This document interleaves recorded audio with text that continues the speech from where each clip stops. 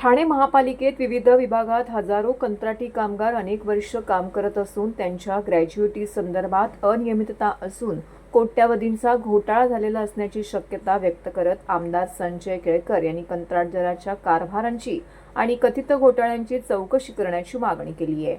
आमदार संजय केळकर यांनी कंत्राटी कामगारांच्या विविध प्रश्नांसह अनेक मागण्यांबाबत महापालिका मुख्यालयामध्ये अधिकाऱ्यांची बैठक घेतली। यावेळी अतिरिक्त आयुक्त प्रशांत रोडे यांच्यासह विविध विभागातील उपायुक्त आणि कामगारांचे प्रतिनिधी उपस्थित होते। बैठकीत आमदार केळकर यांनी कामगारांच्या विविध प्रश्नांवरती चर्चा केली।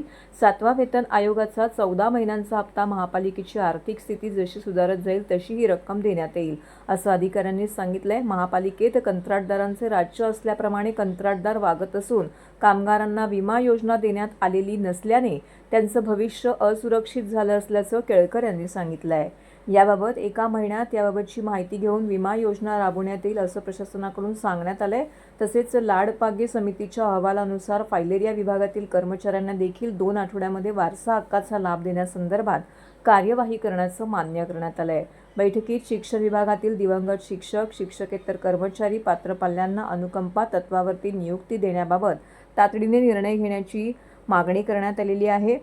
तसेच समान काम समान वेतनातील वेतन फरक संबंधित कामगारांना तात्काळ देण्यात यावा इत्यादी मागण्या प्रशासनाकडे करण्यात आल्या। त्या बैठकीस नगरसेवक विकास पाटील, सुरेश कांबळे, नगरसेविका उषा वाघ, कामगार प्रतिनिधी विशाल वाघ, रवींद्र रेड्डी, राजाभाऊ सोनगडा, दयाशंकर यादव, दत्ता घुगे, अजित मोरे उपस्थित होती।